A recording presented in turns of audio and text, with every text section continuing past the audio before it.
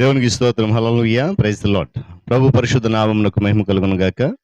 క్రీస్తునందు ప్రియులారా, దేవుడు తన మహాకృపను బట్టి మరొక నూతన ఉదయంలో వేకువను లేచి ఆయన నామాన్ని స్తుతించే చక్కటి అవకాశం, భాగ్యం మనకి ఇచ్చారు. అందును బట్టి ప్రభు పరిశుద్ధ నామానికే మహిమలు, ఘనతలు, సవాము కలుగును గాక. క్రీస్తునందు ప్రియులైన దైవజనులకు, స్నేహితులకు, విశ్వాసులకు, సహోదరి సహోదరులకు, ఈ కార్యక్రమాన్ని వీక్షిస్తున్న ప్రియ దేవుని బిడ్డలందరికీ మన రక్షకుడైన యేసయ్య నామములో శుభాభివందనములు తెలియజేస్తూ ఉంటున్నాను.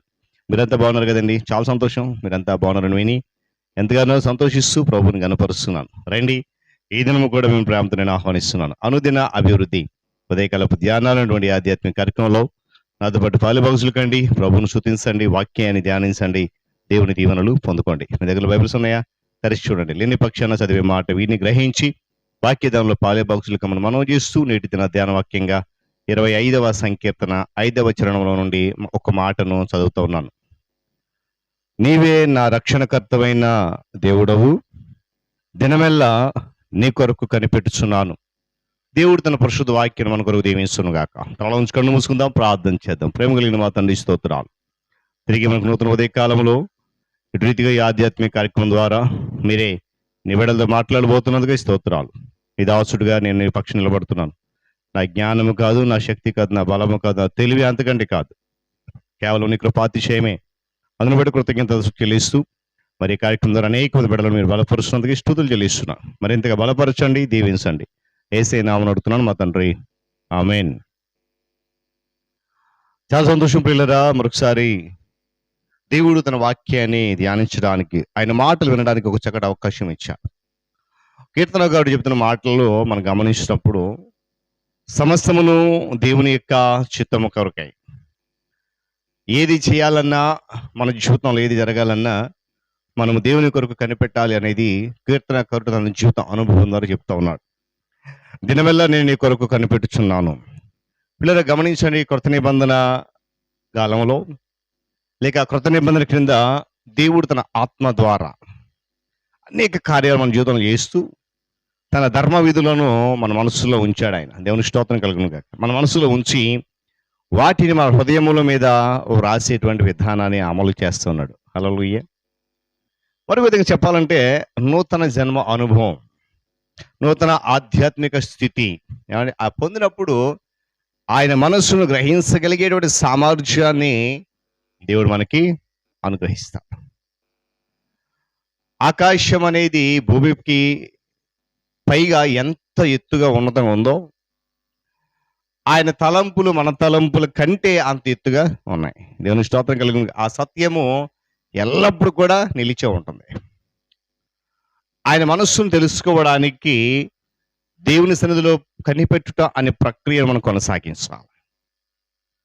వీళ్ళ సేవకుడు సూచనల మేరకు కొరకు తన యజమానుని తట్టు చూచినట్లుగా సరిపోల్చేటువంటి విధానాన్ని 123వ కీర్తనలో మనం చూడవచ్చు.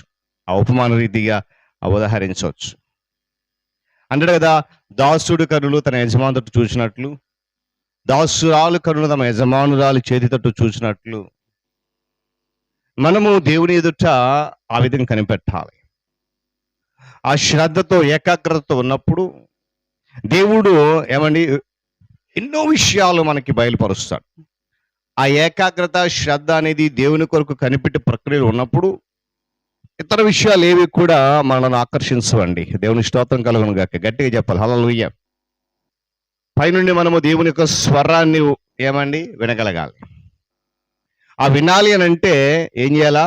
చుట్టుప్రక్కల వచ్చేటువంటి శబ్దాలన్నీ, ఆ సౌండ్స్ అంటారు కదండి, ఆ వాటికి మన చెవులు మూసుకోవడం అనేది తప్పనిసరి. దేవుని స్వరం నీకు తేటగా వినబడాలి అని అంటే లోకంలో ఉన్న శబ్దాలకు నువ్వేం చేయాలి? చెవులు మూసుకోవాలి. ఉపవాసంతో ప్రార్థనటువంటి భక్తులు అనేక మంది కలిసి కనిపెట్టినప్పుడు దేవుడు అద్భుత కార్యాలు చేసినట్లుగా లేఖనాలు బోధిస్తూ ఉన్నాయి. ఆయన కొరకు కనిపెట్టడానికి కొద్ది సమయం కూడా మనం కేటాయించకపోతే, ప్రత్యేకపరచుకోకపోతే, సందిగ్ధ పరిస్థితుల్లో, సందేహ పరిస్థితుల్లో దేవుని చిత్తము నుండి మనం తప్పిపోవడగల కారణాలు అవుతాయి. బాప్తిస్మం ఇచ్చి యోహాను యొక్క తల నరికివేయబడిన విషయము యేసుక్రీస్తు ప్రభువుకు తెలిసినప్పుడు అది సామాన్యమైన వర్తమానం కాదండి. ఎందుకంటే యోహాను యేసుక్రీస్తు ప్రభువు యొక్క ఒక కుటుంబ సభ్యుడు మరియు జత పనివాడు. ఆ సంగతి విని ధోని ఎక్కి అద్దరికి వెళ్ళి అరణ్యంలో ఏకాంతంగా వెళ్ళిపోయాడని ప్రార్థన చేయడానికి. తన స్నేహితుడైన లాజరు చనిపోవడానికి సిద్ధంగా ఉన్నాడు, వ్యాధిగ్రస్తుడు ఉన్నాడని తెలిసినప్పుడు కూడా ఆ విషయంలో తండ్రి చిత్తం ఏంటి, తండ్రి మనసు ఏంటో తెలుసుకోవడానికి కొద్ది సమయం కేటాయించడం జరిగింది. ఏమండి చూడండి, ఆ గడిచిన దినాన ఫాదర్స్ డే జరుపుకున్న, అసలు వాస్తవానికి ఈ కాలంలోనే ఈ ఫాదర్స్ డే అని జరుపుకుంటూ ఉంటాం. అయితే ఆ 4 దినముల యొక్క ఆ యొక్క ఆలస్యము పునరుద్ధానం అద్భుతం చేయడానికి మార్గము సిద్ధపరుచుంది. అంతేకాకుండా పునరుద్ధానం గురించినటువంటి సత్యము అనేక మంది అమూల్యమైన సత్యాలను బోధించడానికి అనేక మంది నమ్మి విశ్వసించడానికి వేదికను సిద్ధపరిచింది.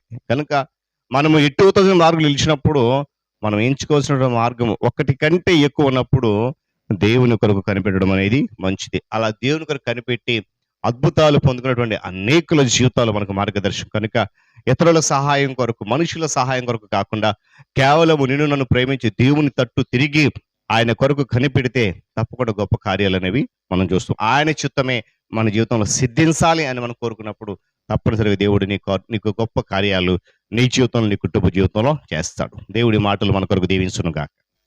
తల నుంచి కళ్ళు మూసుకోండి, ప్రార్థన చేసుకుందాం. ప్రేమ కలిగిన మా తండ్రి, కృపా సత్య సంపూర్ణుడా, సకలాశీర్వాదములకు కారణభూతుడా, మీ గణనామానికి స్తోత్రాలు, వందనాలు. తిరిగి మనకు నూతన ఉదయ కలుపు వేళ వేకుని లేచి మీ నామాన్ని స్తుతించగలిగేటువంటి ఒక శ్రేష్టమైన అవకాశం మాకు ఇచ్చారు. అందుని బట్టి వందనాలు. ఆధ్యాత్మిక కార్యక్రమం ద్వారా అనేక మందిని బిడ్డలు నాయన పాలిభాగస్తులై స్తుతిస్తూ ఆరాధిస్తూ గనపరుస్తున్నారు, ఆత్మీయ మేలు పొందుకుంటున్నారు. అటు రీతిలో మీరు నడిపిస్తున్నాం, వందనాలు. తిరిగి నూతన దినంలో మరలా నీ దీనదాసులు సేవకుల కొరకు ప్రార్థిస్తున్నాను. ప్రపంచ మూలల భారముతో ప్రయాసం పని జరిగిస్తున్నట్టుగా నీ సన్నిధి కాపుదల కాంతి వార్త వంశమని వేడుకుంటున్నాను. నాయన వారి సంఘము, వారి పరిచర్య, వారి కుటుంబాన్ని మీ ఆత్మజత నింపి నడిపించి కృపలు వర్ధలింపచండి. నీకు స్తోత్రాలు. అధికారులు, నాయకులు, పరిపాలకుల కొరకు వందనాలు చెల్లిస్తూ నాయన రానున్న దినాలకు మంచి ప్రభుత్వాన్ని, నాయకులను ఏర్పాటు చేసి వారి ద్వారా మంచి పరిపాలన ప్రజలకు అందించండి. ఉద్యోగ రంగాలైనటువంటి ప్రభుత్వ రంగాన్ని, ప్రైవేట్ రంగాన్ని మీరు దీవించి ఆశీర్వదిస్తున్నందుకు స్తోత్రాలు. నిశ్చితమైతే మరింతగా దీవించి కృపలు భద్రపరచడం ప్రార్థన చేస్తున్నాను. విద్యాశాఖ, వైద్య శాఖ, నాయన ఉద్యోగ రంగాలైనటువంటి ప్రభుత్వ రంగం, ప్రైవేట్ రంగంలో విద్యాశాఖ, వైద్య శాఖ, రెవెన్యూ శాఖ, పోలీస్ శాఖ, రవాణా శాఖలు అన్నదినము నీ కృప చేత నడిపించబడుతూ నాయన ఉంటుండగా నీ సన్నిధి వార్త ఉంచుతున్నందుకు వందనాలు. మరింత క్షేమంగా ఇచ్చేయని నడిపించండి. నిరుద్యోగ యువకులకు మార్గము సరళం చేసి నడిపించి కృపలో భద్రపరచండి. నాయన రైతులు, వ్యవసాయదారులు, వ్యాపారస్తులు జ్ఞాపకం చేసుకుని లాభసాటి కలిగి చేయండి. నష్టం అంతటిని దూరపరచండి. అదేవిధంగా నా తండ్రి మరి చిన్న బిడ్డలు, యవనస్తులు, వృద్ధాప్య వారికి ఆరోగ్యం, క్షేమం, నెమ్మది దయచేయండి. క్షేమం దయచేయండి. అనారోగ్యంలో బాధపడిన బిడ్డలు అనేక మంది వేస్తున్నాము, వారికి స్వస్థత కావాలి, సహాయం గ్రహించండి. నాయన 5 తోట వెళ్ళిపోతే యవనస్తులు వాక్యత పట్టుకోండి. సత్యం అనుసరించక అసత్యం పడుతున్న అనేక మంది సత్యం నీవని గ్రహించే కృప దయచేయండి. వివాహాల కొరకు, గర్భఫలం కొరకు బిడ్డలు ఎదురు చూస్తున్నారు, మార్గం సరళం చేయండి. గర్భంతో బిడ్డలకు సుఖమైన ప్రసవం, తల బిడ్డలకు క్షేమం దయచేయండి. నాయన విరిగిన, నలిగిన, వేసారైన, అలసిపోయిన, కృంగిపోయిన జీవితాలు కలిగి నెమ్మది లేక, సమాధానం లేక, సంతోషం లేక, నిరాశ నిస్పృహలతో కొట్టుమిట్టాడుతున్న అనేక మంది కొరకు ప్రార్థిస్తున్నాను. నాయన వారు మరి నెమ్మది లేక, సమాధానం లేక, సంతోషం లేక, మానసికంగా నలిగిపోయి, కృంగిపోయి, చితికిపోయిన జీవితాలు కలిగి నాయన మానసిక వేదన, అలజడి దుఃఖంలో ఉన్నారు, వారందరూ విడిపించండి. శ్రమలు, సమస్యలు, ఇబ్బందుల నుండి, కష్టాల నుండి, ఆర్థికంగా, మానసికంగా, శారీరక ఇబ్బందుల నుండి, కన్నీరు, దుఃఖం, వేదన నుండి నామములో మరి విడుదల కలిగి చేయమని వేడుకుంటున్నాను. మరి ఏదైనా ప్రయాణం కొరకు వందనాలు చెల్లిస్తూ నాయన నీ దీనదాసులు ఎక్కడికి వెళ్ళిపోతున్నట్టు ప్రయాణం మీద క్షేమం దయచేయండి. రైతులు, వ్యవసాయదారులు, వ్యాపారస్తులు ఆయనకుల పనిపాట్లకు, ఆయనకుల కూలి పనులకు, ఆయా శాఖలలో ఉద్యోగ బాధ్యతలు నిర్వర్తించడానికి, బంధువుల గృహాలు, స్నేహితుల గృహాలు, శుభకార్యాలు, రకరకాల విహారయాత్రలు, ఇంకా ప్రతి ప్రయాణంలో ప్రతి వాహనాన్ని మీ స్వాధీనం ఉంచుకొని కృపల భద్రపరచని వేడుకుంటున్నాను. నాయన నూతనంగా జన్మదినం జరుపుకున్న బిడ్డలు ఇచ్చిన దయాగ్రేడను దీవించి ఆస్వాదించండి, కృపలు భద్రపరచండి. వివాహ దినం జరుపుకున్న బిడ్డలు వరదాంపు జీవితంలో ఆశీర్వాదాలు కుమరించండి, మెండుగా దయచేయండి. అది పితరులు జ్ఞాపకం చేసుకున్నారన్న ఆదరణ ఓదర్పు దయచేయండి. ఈ దినమంతా రేఖలు దాచి కృపలో భద్రపరిచి క్షేమం దయచేసి మహిమ కొనపండి. యేసు నామమున ప్రార్థన అడుగుతున్నాను తండ్రి, ఆమేన్. త్రియేక దేవుని దీవెన, ఆయన సన్నిధి కాపుదల సదాకాలం మనందరికీ తోడైన నడిపించును గాక. ఆమేన్.